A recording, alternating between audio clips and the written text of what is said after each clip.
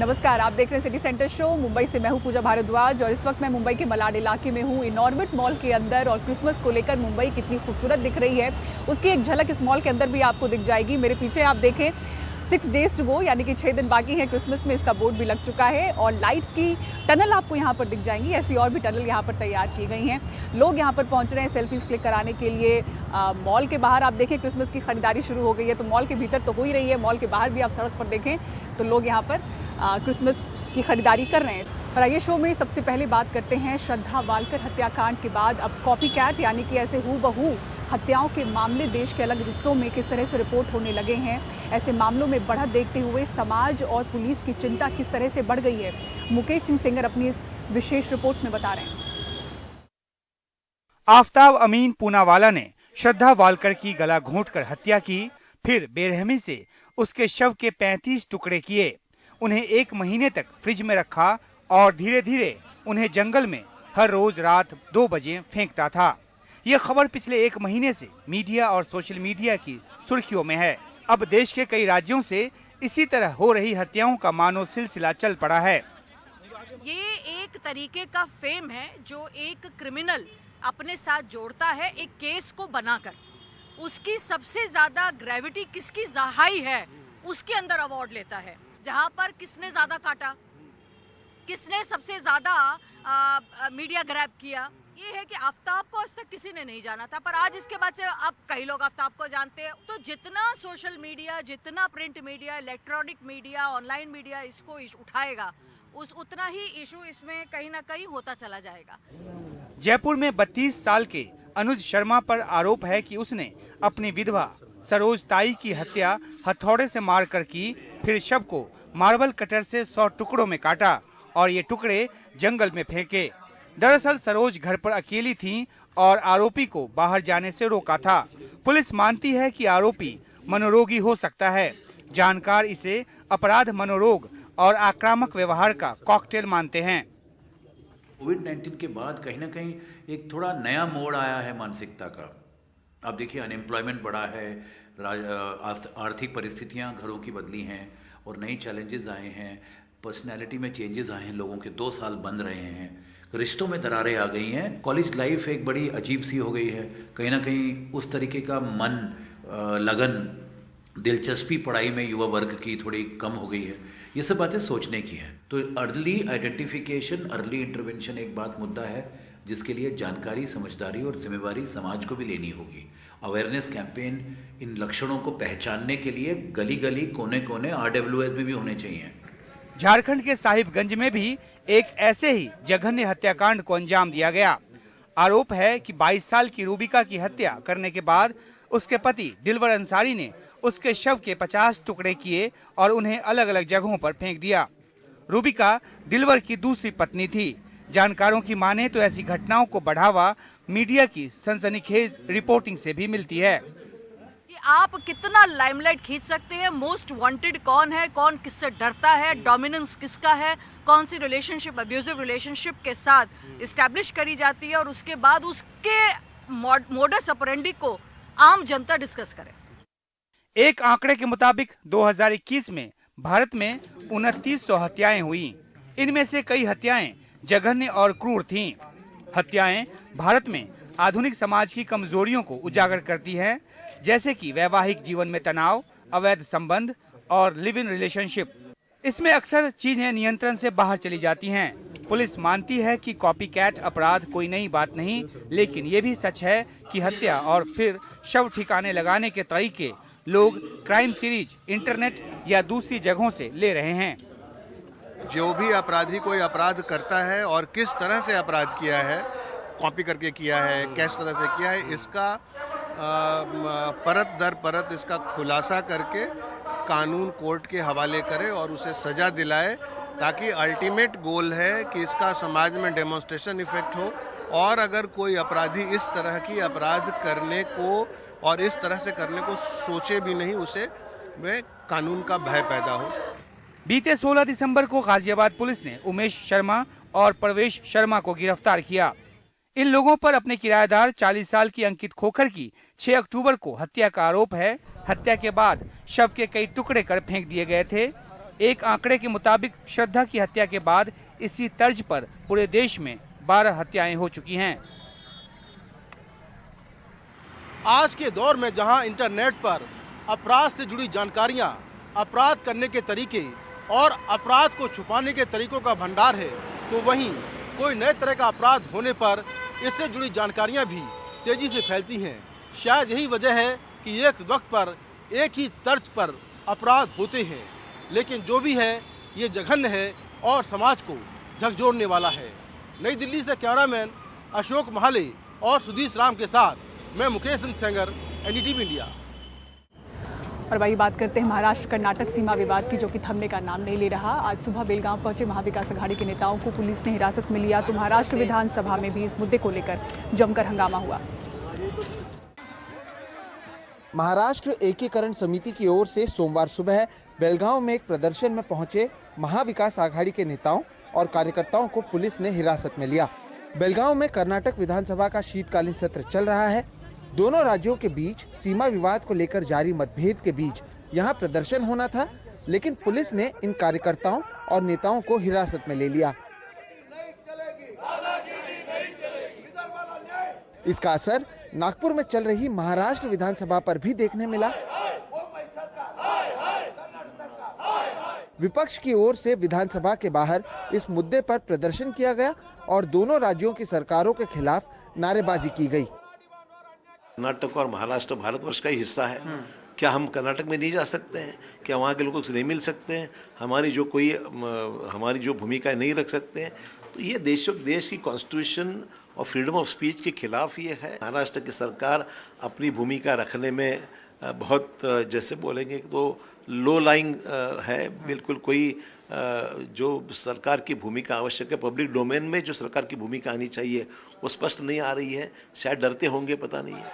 आणि म्हणून मी एकच सांगतो, या सीमावासियांच्या मागे विधानसभा के भीतर भी इस मुद्दे को उठाया गया और राज्य सरकार पर कड़ा पक्ष नहीं रखने का आरोप लगाया गया। इन आरोपों का जवाब मुख्यमंत्री और उप मुख्यमंत्री ने दिया।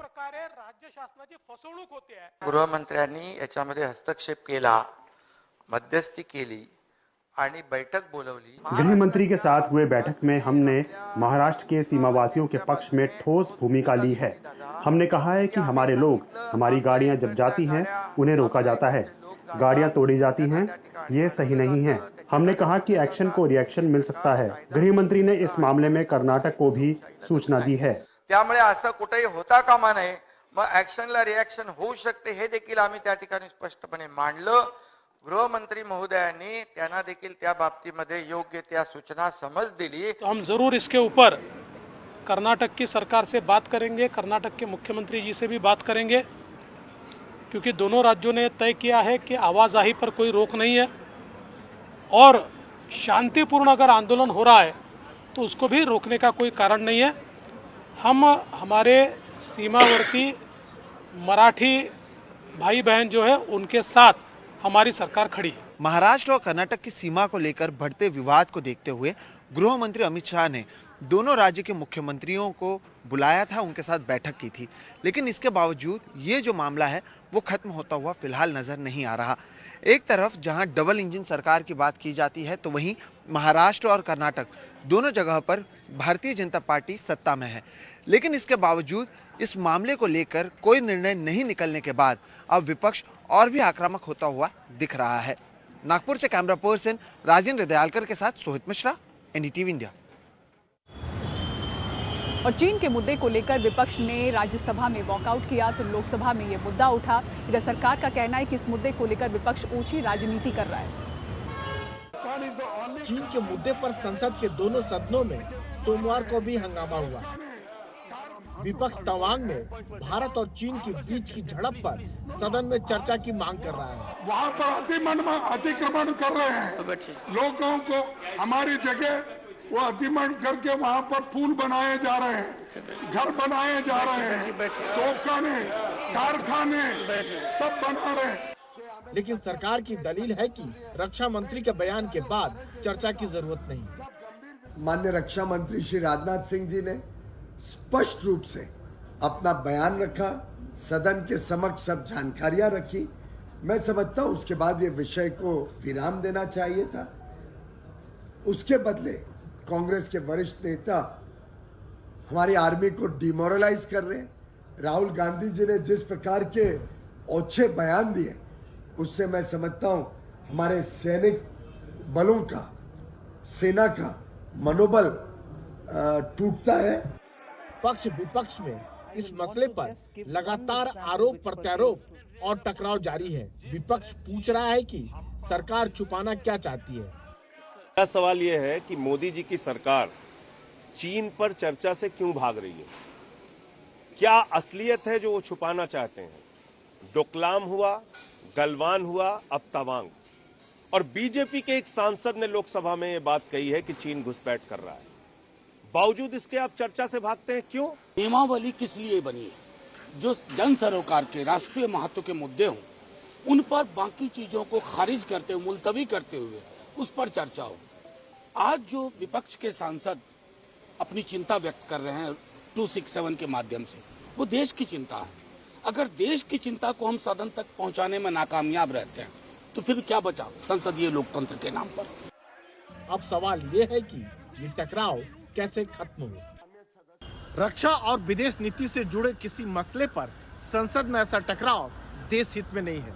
ये बात सरकार और विपक्ष दोनों को समझनी होगी।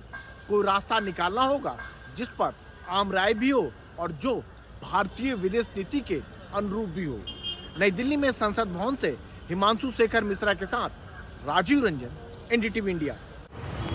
और सावरकर को लेकर कर्नाटक में एक बार फिर से तलवारें खिंच गई हैं। बेलगावी में विधानसभा का शीतकालीन सत्र चल रहा है और ऐसे में विधानसभा के अंदर आधा दर्जन महापुरुषों की तस्वीरें लगाई गई हैं जिनमें सावरकर भी शामिल हैं। इसको लेकर कांग्रेस किस तरह से सवाल उठा रही है, निहाल किदवई की इस रिपोर्ट में आपको दिखाते हैं।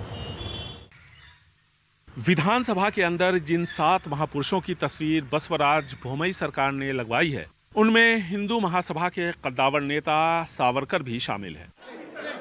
सावरकर की मौजूदगी से कांग्रेस नाराज हो गई। विधानसभा के बाहर प्रदर्शन शुरू हो गया। Portrait Mahatma Gandhi, Basavanna, Subhash Chandra Bose, Swami Vivekananda, doctor BR Ambedkar और सरदार पटेल की है। लेकिन कांग्रेस की नाराजगी सावरकर की मौजूदगी और देश के पहले राष्ट्रपति डॉक्टर राजेंद्र प्रसाद और पंडित नेहरू को नजरअंदाज किए जाने से है। They want us to disturb. वे चाहते हैं कि हम सभा नहीं चलने दें, इसीलिए उन्होंने ये फोटो लगवाई, क्योंकि हम उनके खिलाफ भ्रष्टाचार के मुद्दे उजागर करने वाले थे। 40% स्कैंडल जैसे कई अहम मुद्दों को हम उठाने जा रहे थे। वो सब इन मुद्दों को दबाना चाहते हैं, इसीलिए वो हमें बहस नहीं करने दे रहे। They feel that we are going to fight out for it and we will not allow them for the proceeding. Savarkar का पोर्ट्रेट बाकी महापुरुषों से अलग लगाया गया है, लेकिन कांग्रेस की मांग है कि रामायण के रचयिता वाल्मीकि से लेकर डॉक्टर राजेंद्र प्रसाद, मौलाना आजाद और नेहरू की भी तस्वीर वहां लगाई जानी चाहिए थी। हालांकि विपक्ष का दूसरा धड़ा जेडीएस इस मामले पर कांग्रेस के साथ खड़ी नहीं दिख रही। किसका फोटो लगाया जा रहा है, किसका नहीं, मुझे कोई फर्क नहीं पड़ता। मैं अपने राज्य के गरीब परिवार के कल्याण को लेकर ज्यादा चिंतित हूँ। बीजेपी दोहरा रवैया अपना रही है जो बहुत ही शर्मनाक है। मुख्यमंत्री बसवराज बोम्मई खुद को इस विवाद से दूर रखने की कोशिश करते नजर आए। विधानसभा के अंदर क्या होता है ये स्पीकर पर निर्भर है, उसी पर स्पीकर और विपक्षी दल के नेता से बात करेंगे। विरोध पक्ष नायक सावरकर को लेकर कर्नाटक में पिछले कुछ महीनों से बहस छिड़ी है। विधानसभा चुनावों से ठीक पहले उनकी तस्वीर विधानसभा में लगाए जाने से बहस नए सिरे से शुरू हो गई। कांग्रेस के बाद दूसरी विपक्षी दल जेडीएस की सलाह है कि सत्तारूढ़ बीजेपी भटकाने की कोशिश कर रही है। इसमें उलझने से अच्छा है कि आम लोगों से जुड़े मुद्दों पर चर्चा की जाए। दोनों ही विपक्षी दल अपनी बहस का दायरा इसी के आसपास सीमित रखें। बेंगलुरु से कैमरामैन गोविंद मूर्ति के साथ निहाल किदवई, एनडीटीवी इंडिया। और देश में आत्महत्या करने वालों की संख्या 2019 से 2021 के बीच बढ़ी है। लोकसभा में इसके आंकड़े पेश किए गए, जिससे पता चलता है कि 2019 के मुकाबले 2021 में 18% इसकी संख्या में बढ़ोतरी दर्ज की गई है। ऐसे में विपक्ष ने युवाओं और किसानों की आत्महत्या का मुद्दा उठाया और सरकार से हस्तक्षेप की मांग की। देश में बढ़ती हुई सामूहिक आत्महत्याओं के बाद देश में किसी वजह से अपनी जान देने वालों की संख्या बढ़ती जा रही है और इसको लेकर चिंता भी। लोकसभा सांसद डॉक्टर टी.आर. पारीवेंदर के सवाल के जवाब में श्रम एवं रोजगार राज्य मंत्री रामेश्वर तेली ने नेशनल क्राइम रिकॉर्ड्स ब्यूरो के आंकड़े पेश करते हुए अपने लिखित जवाब में कहा, 2019 में देश में इस तरह के कुल 1,39,123 मामले राज्य सरकारों ने रिकॉर्ड किए। 2020 में यह संख्या बढ़कर 1,53,052 हो गई और 2021 में और बढ़कर 1,64,033 तक पहुंच गई। 2021 में सबसे ज्यादा 22,207 मामले महाराष्ट्र में सामने आए। आंकड़े पेश करते हुए रामेश्वर तेली ने कहा, युवाओं की रोजगार क्षमता में सुधार के साथ साथ रोजगार सृजन सरकार की प्राथमिक चिंता है। सरकार ने बड़ी सरकारी योजनाओं के माध्यम से देश में रोजगार सृजन के लिए विभिन्न कदम उठाए हैं। सोमवार को यह मुद्दा राज्यसभा में भी उठा। मैंने सदन में ये कहा कि बहुत महत्वपूर्ण मुद्दा है कि आज लगातार पिछले 4-5 साल से 6 साल युवा आत्महत्या की ओर बढ़ रहा है हर प्रदेश में। और मैंने जो अध्ययन किया, जो इस पर मेरे पास उपलब्ध आंकड़े थे कि ये फ्रस्ट्रेशन है अनएम्प्लॉयमेंट का। जिस तरह से रोजगार नहीं मिल रहा उसके मन में एक अपराध बोध आता है कि हमारे पेरेंट्स ने इतना हमसे उम्मीदें की, पढ़ाया, सब किया और हम कंपटीशन में नहीं बैठ रहे हैं। तो एक तो मुझे ऐसा लगता है कि बहुत ज़्यादा उम्मीदें जगाना नहीं चाहिए बच्चों में, उनकी मनस्थिति देखनी चाहिए, उनके साथ खड़ा होना चाहिए। पर सरकार को मैं जिम्मेदार मानता हूँ जो बेरोजगारी पिछले 38 साल की सबसे बड़ी बेरोजगारी का मुकाबला कर रहा है। राज्यसभा में किसानों के जान देने का मुद्दा भी उठा। आम आदमी पार्टी के सांसद संत बलबीर सिंह ने किसानों और खेतीहर मजदूरों में बढ़ते आर्थिक संकट का मुद्दा उठाया। उन्होंने कहा, आर्थिक संकट की वजह से किसानों और खेतीहर मजदूरों में इस तरह की घटनाएं बढ़ रही हैं और सरकार को पीड़ित किसानों को मुआवजा देना चाहिए और आर्थिक संकट जल्दी दूर करना चाहिए। क्योंकि आज जो किसानी है वो घाटे का धंधा बन गया है। क्योंकि जो भी इसीलिए किसान और किसान के साथ काम करने वाला मजदूर दोनों खुदकशियों पर आ चुके हैं। वो खुदकशियां कर रहे हैं। जो NCRB की रिपोर्ट है उसके अनुसार 53,000 लोग वो है खुदकशियां कर चुके हैं 2017 से 2021 तक। ये महत्वपूर्ण आंकड़ा आप ये कह रहे हैं कि 2017 से 2021 के बीच 53,000 किसानों और खेतीहर मजदूरों ने आत्महत्या की है। जो रिपोर्ट है सो इसका कारण ये है कि किसानी जो लाहेवंद धंधा नहीं रहा, क्योंकि जो किसान खेती तो करता है उसको मूल्य नहीं मिलता। जो भी पैदा किसान करता उसको कम से कम मिनिमम प्राइस पर सरकार को उसको सपोर्ट देनी चाहिए। आत्महत्याएं हमारे पूरे समाज के सामने एक बड़ी चुनौती हैं। आर्थिक और कोरोना संकट से लेकर अकेलापन और हताशा तक ये जानलेवा प्रवृत्ति बढ़ती जा रही है और इससे लड़ने का उपाय हम सबको मिलकर खोजना होगा। संसद भवन से कैमरा पर्सन पवन कुमार के साथ हिमांशु शेखर, एनडीटीवी इंडिया। और ठंड के मौसम में भी मुंबई का किस तरह से गर्मी का एहसास कर रहे हैं, दिखाएंगे आपको पूरी रिपोर्ट। एक ब्रेक के बाद देखते रहिए सिटी सेंटर शो।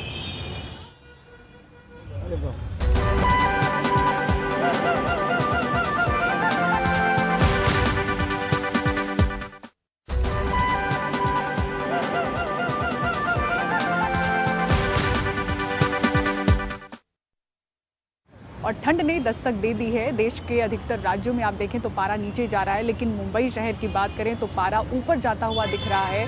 35 डिग्री के आसपास कुछ दिनों से यहाँ पर तापमान बना हुआ है। तो ठंड के मौसम में लोग गर्मी का एहसास कर रहे हैं। 2 दिन देखें तो मुंबई जो है वो भारत का सबसे गर्म शहर देखा गया। रिपोर्ट देखिए। कोई छतरी थामे चल रहा है, कोई चेहरे तो कोई आंखों को ढक रहा है, तो कोई आइसक्रीम, जूस या फिर शरबत से राहत पा रहा है। मुंबई कर ठंड के मौसम में गर्मी का एहसास कर रही हैं। गुरुवार को मुंबई का अधिकतम तापमान 34.9 डिग्री सेल्सियस दर्ज किया गया था। शुक्रवार और शनिवार को मुंबई पूरे भारत में सबसे गर्म शहर रहा। शुक्रवार को मुंबई का अधिकतम तापमान 35.6 डिग्री सेल्सियस दर्ज किया गया, तो शनिवार को दिन का तापमान 36 डिग्री के आसपास पहुंच गया था। मौसम विभाग की माने तो इस वर्ष मुंबई शहर में दिसंबर के महीने में तापमान अपनी सामान्य सीमा से 2 से 3 डिग्री सेल्सियस अधिक रहा है। सिर्फ मुंबई ही नहीं बल्कि पूरे कोंकण क्षेत्र में दिन और रात के तापमान में इजाफा हो रहा है। मुंबई के बाद रत्नागिरी में अधिकतम तापमान 35.4 डिग्री सेल्सियस, पुणे में 32.3 डिग्री, धाणु में 31.8 डिग्री दर्ज किया गया। माना जा रहा है कि अरब सागर में पड़ रहे गहरे दबाव की वजह से हवाओं की दिशा बदल रही है और अगले कुछ दिनों तक मुंबई में ऐसा ही मौसम रहेगा। 12 बजे के बाद सी ब्रीज शुरू हो जाती है, जिससे कि तापमान गिरने लग जाते हैं। लेकिन ये जो परसिस्टेंट विंड है, यानी कि जो पूर्वी दिशा से गर्म हवाएं चल रही हैं, ये लगातार चल रही हैं और ये जो सी ब्रीज है इसको भी डिले कर रही हैं। तो सी ब्रीज है वो 3 बजे के आसपास सेट हो पाती है, जिससे कि जो तापमान है वो गिर नहीं पाते। इसीलिए मैक्सिमम और मिनिमम टेम्परेचर दोनों ही ज़्यादा बने हुए हैं।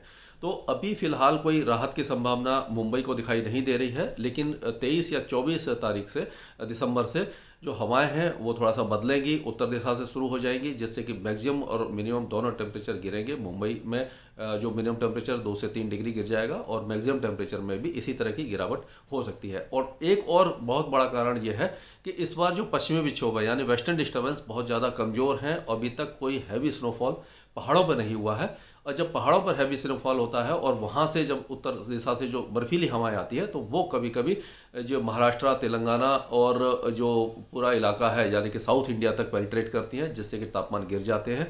तो उस तरह का एपिसोड अभी आने की में देरी है। इसका जो मुख्य कारण है वो पवन की दिशा ईस्टर्ली और साउथ ईस्टर्ली होने के कारण तथा वेस्टर्ली विंड लेट सेट होने के कारण ये तापमान में बढ़ोतरी हो गई है और आगे आने वाले 2 दिन में यही बढ़ोतरी जारी रहेगी और उसके बाद मिनिमम टेम्परेचर में महाराष्ट्र और मध्य महाराष्ट्र में और नॉर्थ साउथ कोंकण में 2 डिग्री तक ड्रॉप होने की संभावना है। बताया जाता है कि दिसंबर महीने में मुंबई शहर में अब तक का सबसे अधिक तापमान साल 1987 में 38 डिग्री सेल्सियस दर्ज किया गया था। मुंबई से कैमरामैन प्रवीण जी रोहित के साथ पूजा भारद्वाज, एनडीटीवी इंडिया। और सिटी सेंटर शो में फिलहाल इतना ही। मुंबई के मलाड स्थित इनऑर्बिट मॉल से सिटी सेंटर शो की पूरी टीम को दीजिए इजाजत। खबरों के लिए देखते रहें एनडीटीवी इंडिया। नमस्कार।